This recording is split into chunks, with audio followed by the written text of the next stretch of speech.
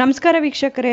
ಹಿಂದೂ ಮಹಿಳೆಗೆ ಮೃತ ಗಂಡನ ಆಸ್ತಿ ಮೇಲೆ ಸಂಪೂರ್ಣ ಅಧಿಕಾರ ಇಲ್ಲ ಅಂತ ಹೇಳಿ ದಿಲ್ಲಿ ಹೈಕೋರ್ಟ್ ಒಂದು ಜಡ್ಜ್ಮೆಂಟನ್ನು ನೀಡಿದೆ.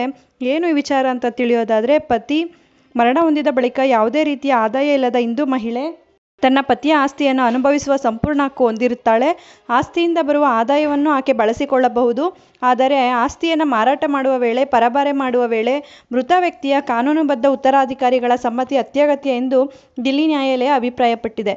ಯಾವುದೇ ಆದಾಯ ಇಲ್ಲದ ಹಿಂದೂ ಮಹಿಳೆ ತನ್ನ ಜೀವಿತಾವಧಿವರೆಗೂ ಮೃತ ಗಂಡನ ಆಸ್ತಿಯನ್ನು ಅನುಭವಿಸುವ ಹಕ್ಕನ್ನು ಹೊಂದಿರುತ್ತಾಳೆ ಎಂದು ದಿಲ್ಲಿ ಹೈಕೋರ್ಟ್ ಹೇಳಿದೆ. ಆದರೆ ಮೃತ ಗಂಡನ ಆಸ್ತಿಯ ಮಾರಾಟ ಅಥವಾ ಪರಭಾರೆಗೆ ಪತ್ನಿಗೆ ಸಂಪೂರ್ಣ ಅಧಿಕಾರ ಇಲ್ಲ ಎಂದು ನ್ಯಾಯಾಲಯ ಸ್ಪಷ್ಟನೆ ನೀಡಿದೆ. ಯಾವುದೇ ಮಹಿಳೆ ತನ್ನ ಮೃತ ಗಂಡನ ಆಸ್ತಿಯನ್ನು ಮಾರಾಟ ಮಾಡುವ ವೇಳೆ ಆತನಿಗೆ ಕಾನೂನುಬದ್ಧ ಉತ್ತರಾಧಿಕಾರಿ ಇದ್ದರೆ ಅವರ ಸಮ್ಮತಿಯನ್ನು ಪಡೆಯಬೇಕಾದದ್ದು ಕಡ್ಡಾಯ ಎಂದು ನ್ಯಾಯಾಲಯ ಹೇಳಿದೆ. ಮಕ್ಕಳು, ಮೊಮ್ಮಕ್ಕಳು ಸೇರಿದಂತೆ ಮೃತ ವ್ಯಕ್ತಿಯ ಉತ್ತರಾಧಿಕಾರಿಗಳು ಇದ್ದರೆ ಅವರ ಸಮ್ಮತಿ ಸಮೇತ ಮೃತ ಗಂಡನ ಆಸ್ತಿಯನ್ನು ಮಹಿಳೆ ಮಾರಾಟ ಮಾಡಬಹುದಾಗಿದೆ. ಏನಿದು ಪ್ರಕರಣ ಅಂತ ತಿಳಿಯೋದಾದರೆ, ದಿಲ್ಲಿ ಹೈಕೋರ್ಟ್ ನಿಲುವು ಏನು ಇದ್ರ ಬಗ್ಗೆ ಅಂತ ಹೇಳೋದಾದರೆ, ಆಸ್ತಿ ಹಂಚಿಕೆ ಪ್ರಕರಣವೊಂದು ದಿಲ್ಲಿ ಹೈಕೋರ್ಟ್ ಮೆಟ್ಟಿಲೇರಿತ್ತು. ವ್ಯಕ್ತಿಯೊಬ್ಬ ತನ್ನ ಮರಣಕ್ಕೆ ಮುನ್ನ ವಿಲ್ ಬರೆಸಿದ್ರು. ಆತನ ವಿಲ್ ಪ್ರಕಾರ ಆತನ ಹೆಂಡತಿ ತನ್ನ ಜೀವಿತಾವಧಿವರೆಗೂ ಗಂಡನ ಆಸ್ತಿಯನ್ನು ಅನುಭವಿಸಬಹುದಿತ್ತು. ಆಕೆಯ ಮರಣ ನಂತರ ಆಸ್ತಿಯನ್ನು ಹೇಗೆಲ್ಲ ಹಂಚಿಕೆ ಮಾಡಬೇಕು ಎಂದು ಪತಿ ತನ್ನ ವಿಲ್ನಲ್ಲಿ ಬರೆದಿಟ್ಟಿದ್ದರು.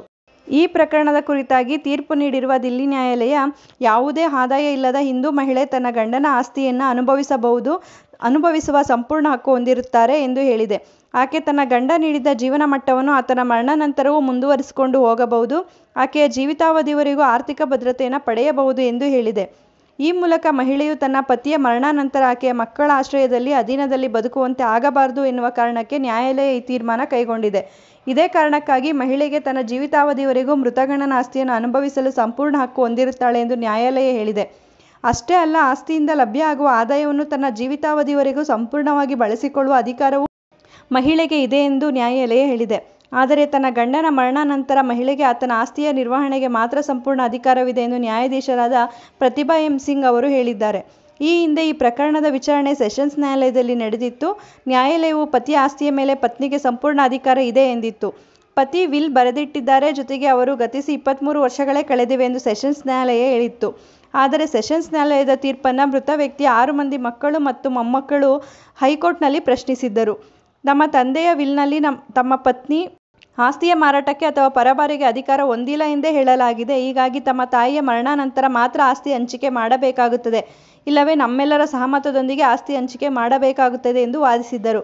ಈ ಪೈಕಿ ನ್ಯಾಯಾಲಯವು ಮೃತ ವ್ಯಕ್ತಿಯ ಪತ್ನಿಗೆ ಆಸ್ತಿ ಮಾರಾಟದ ಸಂಪೂರ್ಣ ಹಕ್ಕು ಇಲ್ಲ ಅನ್ನೋದನ್ನು ಒತ್ತಿ ಹೇಳಿದೆ. ನಮ್ಮ ಚಾನಲನ್ನು ಲೈಕ್ ಮಾಡಿ, ಮತ್ತೊಬ್ಬರಿಗೆ ಈ ವಿಚಾರ ಉಪಯುಕ್ತ ಆಗುತ್ತೆ ಅನಿಸಿದ್ರೆ ಶೇರ್ ಮಾಡಿ. ಹೊಸದಾಗಿ ನೋಡ್ತಾ ಇರೋರು ಸಬ್ಸ್ಕ್ರೈಬ್ ಮಾಡಿಕೊಂಡು ನೋಡಿ.